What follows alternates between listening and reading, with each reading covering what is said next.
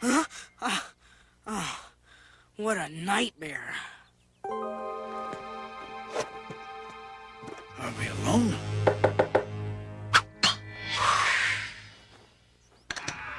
I thought I told you to stay out of here. Pooh Bear wants to know why you don't talk to Mom and Dad. Tell Pooh Bear to mind his own business.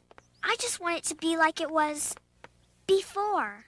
Yeah, well, it's not like it was. So get out of here. And if you say a word to Mom or Dad... Ow, you're hurting me.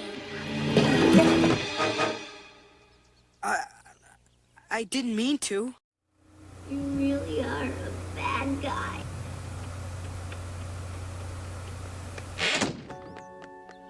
Pesky brat, you did the right thing. Well, I don't know. She is my little sister. I don't know what's right anymore. I'm not in very good shape. You look great.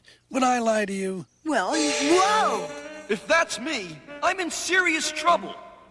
We gotta do something about this.